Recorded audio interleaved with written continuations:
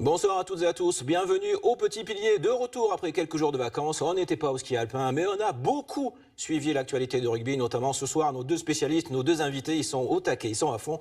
Nicolas Paolorsi, journaliste RMC Sport. Salut Nico, tout va bien? Salut Nico. Où est-ce que vous avez pris des coups de soleil alors, si vous n'étiez pas à la montagne? En regardant le match de rugby, Clément Carpentier à vos côtés. Le menteur. Bonsoir Clément. Bonsoir. Merci d'être là ce soir. Tout va bien messieurs? Vous avez vu du rugby ce week-end? Ouais, on a essayé. C'est déjà un peu mieux que le foot. Donc, On va en parler de rugby en ce lundi soir. Et voici le menu du jour avec tout d'abord une large page consacrée au top 14. Et La Rochelle est toujours solide dans le haut du classement. Agen, tout en bas, bat un triste record. Nous parlerons lutte pour le maintien également et en Pro D2 avec Mont-de-Marsan qui respire beaucoup mieux. France-Écosse, autre thème du soir. En ce lundi, l'incertitude règne sur la tenue ou pas de ce match dimanche dans le cadre du tournoi Destination en raison de cas de Covid chez les Bleus. Et puis, nous évoquerons la présidence de la Ligue nationale de rugby, un fauteuil pour 3. Les élections seront le 23 mars, c'est très bientôt. Le top 14 donc, messieurs, on commence par La Rochelle, vainqueur 16-11 du Stade français. Clément Carpentier, contrat rempli? Oui, alors on pouvait s'y attendre à un score un peu plus feuve ou en tout cas une domination un peu plus importante de La Rochelle. Mais bon, il faut savoir qu'il y avait une équipe du Stade français aussi qui venait en face, revancharde, après la déculottée qu'ils avaient subie du côté de Montpellier et puis de l'UBB les semaines précédentes. Donc forcément, il fallait s'attendre à une réaction d'orgueil des Parisiens qui affichaient en plus une bonne équipe au départ. Donc c'est peut-être pour ça que le score n'est pas aussi fleuve que ça et que surtout La Rochelle a pu être accrochée alors qu'on aurait pu penser qu'ils allaient gagner plus facilement, quoi. Vous étiez au match, Nicolas, non? Alors, pas cette fois? Alors figurez-vous que non. Non, vous êtes toujours à La Rochelle, c'est pour ça que je vous dis ça. Coup de Trafalgar terrible, énorme accident sur l'autoroute A10 avec les retours de vacances et j'ai été bloqué 3 heures dans les bouchons. Bonne excuse, mais La Rochelle, ça vous a pas empêché de regarder quand même un large J'ai bien résumé. évidemment regardé. C'est très solide à La Rochelle. Non, c'est très solide. Alors, il faut savoir que le Stade français, c'est un peu la bête noire de La Rochelle depuis plusieurs saisons. Ils étaient allés gagner à Deux Flandres il y a 2 ans. C'est une équipe qui a un peu les mêmes caractéristiques que La Rochelle, avec beaucoup de vitesse derrière. C'est des équipes assez semblables dans le profil. Et ce qui est impressionnant, c'est que La Rochelle, même quand ils sont en difficulté cette saison, les Rochelais, ils arrivent à s'en sortir. C'était peut-être pas le cas la saison dernière.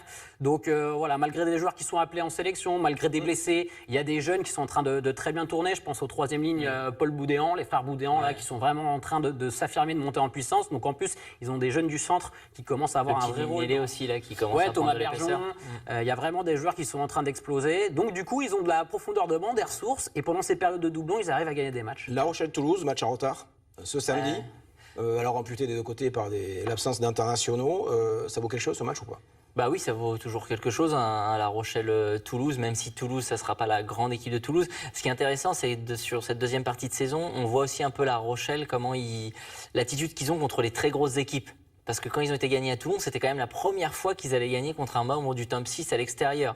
Donc on ne savait pas vraiment ce que valait cette équipe aussi contre des gros, notamment à l'extérieur. Et là, c'est vrai que sur les dernières semaines, on se dit, c'est plus une question de calendrier, c'est plus une question parce qu'ils ont joué beaucoup de matchs à domicile ou ce genre de choses, ou qu'ils ont été à l'extérieur contre des plus petites équipes. Là, on sent qu'ils commencent à s'affirmer et à avoir une vraie épaisseur et peut-être à être candidat à quelque chose en fin de saison pour le coup. On verra au printemps La Rochelle qui est bien placée pour effectivement finir dans le top 6. On va descendre de quelques places en top 14, toujours pour évoquer Bordeaux-Bègles, les 5e. Battu à Brive, on va parler de Brive juste après, mais d'abord l'UBB qui perd de 2 points, qui remporte un bonus défensif. Pas d'exploit cette fois-ci avec ça. Non, ils peuvent avoir des regrets vu la physionomie du match. Maintenant, c'est quand même une équipe Brive sur laquelle, et Christophe Ferros l'avait dit en avant-match, ils s'étaient clairement cassé les dents l'année dernière. Ils avaient perdu 30-9, je crois. Ils étaient passés complètement au travers. Et puis il y a quand même une grosse donnée du côté de Bordeaux ces derniers temps, c'est les blessés. Il y en a encore qui se sont rajoutés. Et il y a des joueurs qui sont appelés en sélection. On parlera des cas de Covid plus tard en équipe de France, mais du coup, ça mobilise des joueurs de l'UBB aussi. Ça commence à être très compliqué pour cocher des joueurs sur la feuille de match pour avoir Roumat qui se blesse juste avant Roumat qui se blesse avant. Il y a des jeunes, on a vu des jeunes, mais Simon Desobies qui était à Mont-de-Marsan il y a 1 mois et qui se retrouve à diriger le jeu là à Brive. Et qui n'a pas été mauvais en plus. Tout comme le 3e ligne JB Lachaise qui a fait son boulot. Mais voilà, c'est des joueurs qui sont peut-être pas forcément programmés à la base pour vous offrir une qualif dans le top 6. Donc au final, cette défaite 25-23 et ce point de bonus, ça va compter en fin de saison, je pense. Là, ce qui est frustrant sur cette défaite, c'est que sur la deuxième mi-temps, ils dominent quand même assez largement Brive. Et ils doivent passer devant sur la fin. Donc bon, on a entendu Christophe Furios qui a émis quelques critiques envers l'arbitrage, qui est rare de sa part. Donc bon, Je ne sais pas si vraiment ça a joué. Mais en tout cas, c'est vrai que le problème, c'est qu'en ce moment, ils composent une équipe mixte, on va dire, et ça devient compliqué au bout d'un moment parce qu'ils bricolent. Et surtout derrière, quoi. Il ne faut pas oublier qu'il manque Cordero.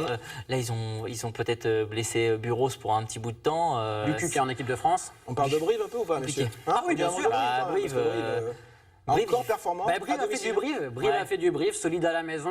On voit que le jeu de cette équipe est vraiment en train d'évoluer. On le dit depuis le début de la saison, mais c'est plus forcément le pack d'avant qui concasse tout le monde. Et derrière, ça a du mal à jouer. Il y a des joueurs qui sont dominants derrière. Donc voilà, Brive. Ils ont vraiment une équipe complète cette saison. Et ils ont trouvé un numéro 10 aussi qui les fait bien jouer. Enzo Hervé, quand même, ça faisait très longtemps, je pense qu'ils avaient eu un numéro 10 de ce niveau-là à Brive. Et ce qui leur permet justement de proposer autre chose que du jeu d'avant et tout. Donc, puis ils jouent sans pression, parce qu'on va dire que le maintien il est acquis, enfin sauf catastrophe, mais bon, ils sont maintenant installés dans le ventre mou, ils n'ont plus grand chose à jouer, donc ils jouent sans pression. Alors on parle de la lutte pour le maintien, la section paloise qui a raté le coach à la maison en étant battue par Toulon. Je voudrais qu'on s'intéresse, messieurs, à Bayonne et à Agen. Bayonne a pris une énorme tôle, 73-3 à Clermont. Alors on était resté sur le 71-5 d'Agen à l'UBB, record battu. Yannick Bru, fou de colère, s'est excusé auprès des supporters. Qu'est-ce qui s'est passé à l'Aviron là? Je sais pas ce qui s'est passé, mais cette équipe de Bayonne, elle est mal en point depuis quelques temps. Elle s'en est sortie face à Brive, mais ça a été très pénible. C'est difficile à expliquer. Bon, alors bien sûr, Bayonne n'a pas la profondeur de banc, la même profondeur de banc que Clermont, que certaines de ces équipes-là. Il y a eu des blessés, il y a eu ces cas de Covid début janvier aussi, qui ont eu énormément d'impact sur la dynamique du club. Mais là, on prend 73 quand même. Là, ce qui est un peu inquiétant, c'est que c'était pas une équipe qui était habituée à lâcher. C'est une équipe qui a déjà pris des énormes tôles à l'extérieur, mais des 45-10 ou des choses comme ça. Là, quand vous êtes à 73 à je sais plus combien, là, ça devient inquiétant parce que ça touche le mental de l'équipe. Et donc, du coup, je suis à la place de Yannick Bru. Là, je commence à me poser des questions quand même parce que c'est plus une question de jeu pour le coup. L'Aviron Bayonnais qui jouera un de ces deux matchs en retard à Toulon ce vendredi. C'est encore la défaite, sans être un oiseau de mauvaise augure pour Bayonne. Un mot d'Agen pour terminer ce chapitre top 14 qui a battu un record, si on peut dire. d'en battre quelques-uns des records. Le nombre de défaites consécutives en top 14, 16 défaites consécutives. Montpellier était trop fort. Qu'est-ce qu'on peut dire qu'on n'a pas dit encore sur Agen? Moi, je trouve qu'il y a ce tweet du président Jean-François Fontenot qui est assez terrible parce qu'ils perdent 39-19 quand même, donc ils sont loin de Montpellier. Et Jean Fontenot qui dit ouais, ça y est, on remonte un peu la pente, on a vu des bonnes choses de la part de notre équipe.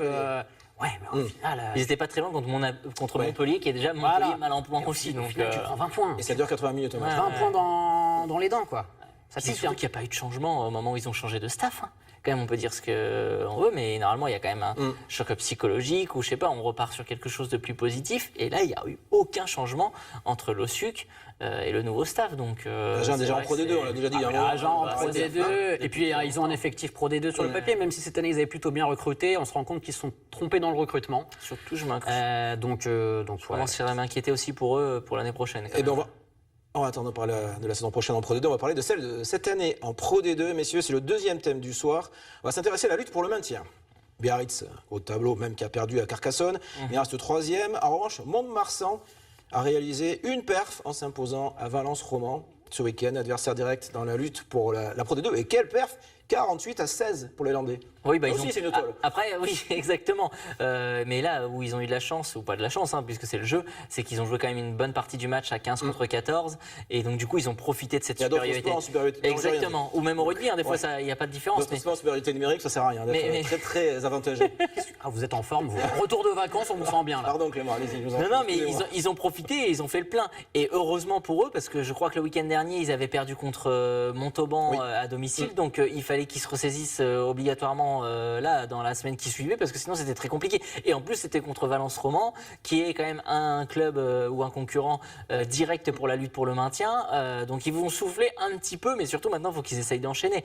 On va dire qu'ils ont juste effacé, comme dirait Christophe Furios, ils ont soldé la défaite contre Montauban de la semaine d'avant. Donc, mais c'est une bonne chose pour eux. Mont-de-Marsan qui reste 13e avec un match en retard, mais 6 points d'avance quand même sur l'équipe qui descend.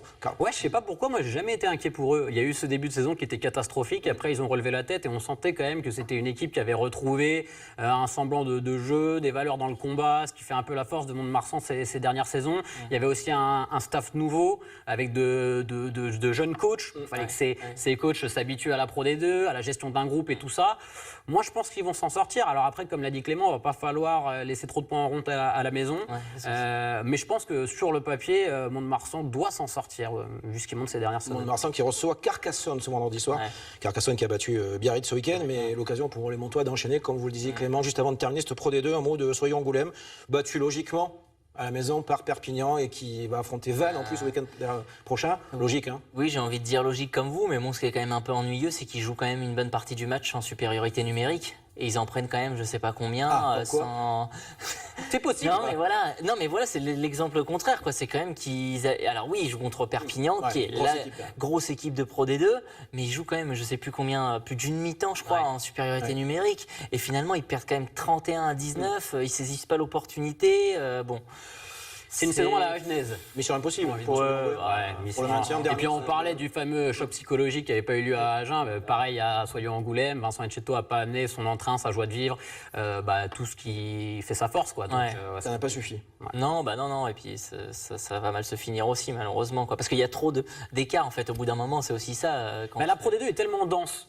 C'est-à-dire qu'il y a tellement d'équipes qui vont chercher des victoires à l'extérieur et même des équipes qui jouent le maintien qui sont capables d'aller taper des gros. On sent que Soyons-Angoulême est vraiment la seule équipe qui n'est pas capable de faire des exploits. Ils n'ont jamais fait une série. Voilà, ils n'ont jamais fait une petite série. C'est compliqué. Allez, la Pro D2, c'est fini, messieurs. Pour ce soir, évoquons l'équipe de France. Alors, on aurait aimé vous parler uniquement de terrain, de France-Écosse. Ça marche pas mal. De cette grande, en tout cas cet espoir du Grand Chelem. On va quand même en dire un mot de l'équipe de France. En ce lundi soir, c'est compliqué parce que l'actu des Bleus, c'est le Covid. Ou la Covid, comme vous voulez. 5 nouveaux cas recensés ce lundi matin, 5 nouveaux joueurs rappelés dans la liste, dont 2 de Bordeaux-Bègles, c'est Cazot et Paiva. Ça fait 10 joueurs au total, 10 joueurs au total touchés par la Covid, plus 3 dans le staff, plus encore des cas suspects. D'abord, comment c'est possible alors qu'il y avait une bulle sanitaire autour des Bleus et qu'il y a eu beaucoup de communication sur le côté? Qui est entre nous? Qui est le responsable? Serge Simon, le vice-président de la Fédération française, a commencé à laisser glisser un petit peu que ça venait de l'entourage du staff, mais plus sérieusement, comment c'est possible qu'un bulle sanitaire est mis en place, que les joueurs sont censés ne pas avoir d'interaction extérieure? Est-ce que c'est pas un journaliste qui a toussé sur un joueur en conférence de Peut-être. Non, mais bon voilà, il y a eu cet entraînement avant l'Irlande avec des joueurs de l'équipe de France A7. Mais qui avaient été testés négatifs. Mais qui ne faisaient pas partie de la bulle. Et la semaine suivante, il y a eu des cas positifs. Donc ces joueurs ont un peu cassé la bulle. Est-ce que c'est lors de cet entraînement qu'il y a eu les premières contaminations? Et on sait que la période d'incubation fait qu'on n'est pas testé positif tout de suite. Est-ce que c'est ça? Ou est-ce que c'est pas un membre de l'encadrement ou un joueur qui a cassé la bulle? Après, je ne sais pas comment ils étaient logés du côté de Nice, mais ils étaient dans un hôtel. Je pense qu'ils n'ont quand même pas privatisé l'hôtel pour eux tout seuls, donc peut-être qu'ils ont rencontré des gens aussi au sein de l'hôtel tout en faisant attention, mais on ne sait pas. En tout cas, ce qu'on sait, c'est que c'est venu d'un membre du staff ou de Fabien Galtier. Parce sachant que les Alpes-Maritimes sont quand même un petit peu dans l'œil du cyclone. Voilà, exactement.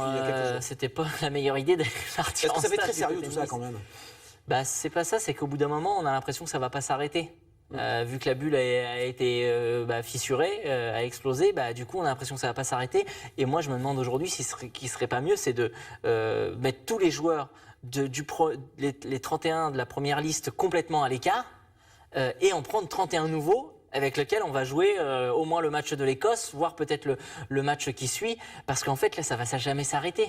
Ils sont ensemble. Alors, ce lundi, on n'est pas à l'abri d'un report. On est en début de soirée ce lundi. On attend encore de savoir si ça sera officiel, un éventuel report ou pas. D'ailleurs, France-Écosse.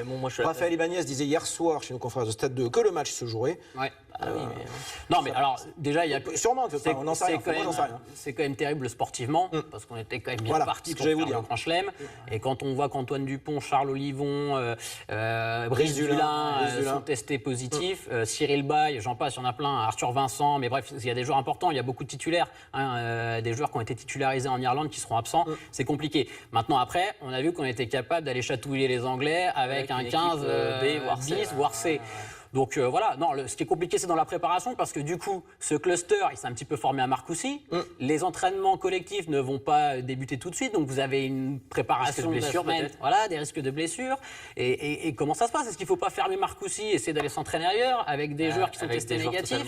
Voilà, au niveau de l'organisation, ça demande des tas de. Ça va casser la dynamique forcément de l'équipe de France, même si le match a lieu ce week-end. Non, mais c'est pas pour ça qu'ils vont pas battre les Écossais, parce qu'il y a un tel réservoir, et je pense que ce groupe a une telle dynamique, une telle confiance en lui. Qu'ils ont développé ces dernières semaines, qu'ils peuvent battre les Écossais, mais forcément votre préparation elle est impactée et vous cassez votre routine. Et on sait que des sportifs pros, quand on casse leur routine en général, ça gamberge un peu. C'est surtout l'image du 15 de France qui en prend un coup quand même. Un peu quand même. Oui, voilà, exactement. C'est surtout l'image du rugby français. on passe pour des rigolos, quoi. Ah, après, ça peut arriver aussi, on ne sait pas. Oui, c'est pas arrivé dans les autres équipes, hein, mais bon. On va se projeter, on va imaginer que la France va affronter l'Écosse, que le match aura lieu. Là ou un peu plus tard, cette équipe de France-là, elle est partie, ou elle semblait partie pour le Grand Chelem. Ah bah, elle semblait bien on partie, s'emballe un peu après 2 matchs quand même, non? Non, parce que c'est pas après 2 matchs. Ça fait quand même 1 an et demi que cette équipe est en train de construire quelque chose. Et on voit bien qu'elle progresse au fur et à mesure. Elle passe les paliers les uns après les autres. Après, il y avait quand même une dernière date importante dans ce tournoi destination, c'est qu'il fallait aller jouer à Twickenham face aux Anglais, encore une nouvelle fois. Est-ce que ce serait pas un coup des Anglais? Il est en grande forme, Nicolas Paolo. Les variants britanniques, ils l'ont créé pour ça. Les vacances, on les a empêchés d'avoir le Grand Chelem. Les vacances nous ont fait bien aussi. Non, mais c'est clair. Oui, ils étaient partis pour le Grand Chelem. Après, voilà. Ils étaient partis clairement pour gagner le tournoi, en tout cas. Après, le Grand Chelem, ça restait encore une inconnue, mais ce qui est dommage, c'est que ça va vraiment stopper la progression de cette équipe, on va dire, pas d'accord, un temps. Quoi. Si, mais il y a des tests qui ont été réalisés encore. Ce qu'il faut dire, c'est que si jamais il y a encore des cas positifs, on peut envisager un report, voire peut-être une annulation et une défaite sur tapis vert. Pour l'instant, l'organisation du tournoi prévoit pas ça, ce serait plus un report. Moi, je serais à la place des Écossais. Mais on ne sait pas. Donc voilà, c'est très flou. Après, oui, cette équipe a été programmée pour jouer le Grand Chelem. Maintenant, encore une fois, si le match se joue et qu'on arrive avec des seconds, voire troisième couteau à battre les Écossais, ça va encore... Ils ont été très bons en Angleterre. Oui, voilà, ça va être un nouvel acte fondateur pour ce 15 de France, je pense vraiment. Tout à fait, exactement. Alors, France-Écosse, en ce lundi soir, c'est l'incertitude qui règne, évidemment.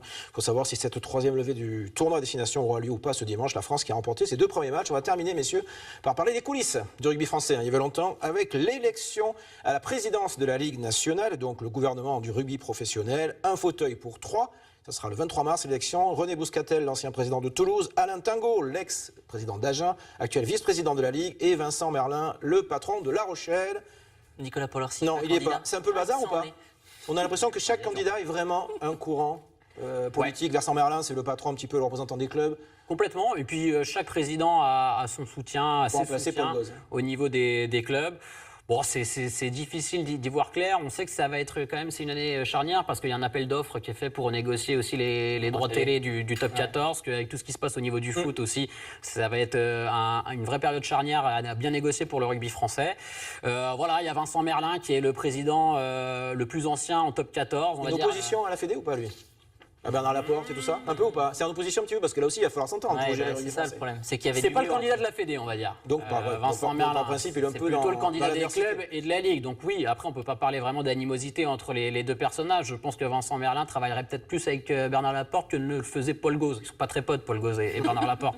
Donc voilà. Après, il y a quelques candidats qui essayent d'être vraiment poussés par la fédération pour justement qu'il y ait cette relation Fédé-Ligue qui est quand même très importante à développer. C'est un enjeu important quand même. Il y a la Coupe du Monde en France dans 2 ans et demi, un peu moins. Il y avait du mieux, on va dire, ces derniers mois.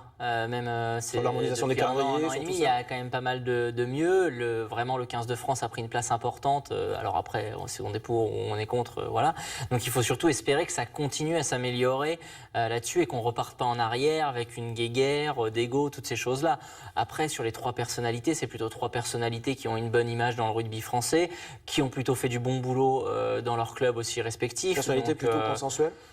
Bah oui, il me semble pas qu'il y en ait un. C'est des profils différents, mais Alain Tingot, ça fait longtemps qu'il est dans le giron de la Ligue, qui fait partie du conseil d'administration et tout ça, donc on va dire qu'il est plus dans la lignée de ce qui se fait actuellement.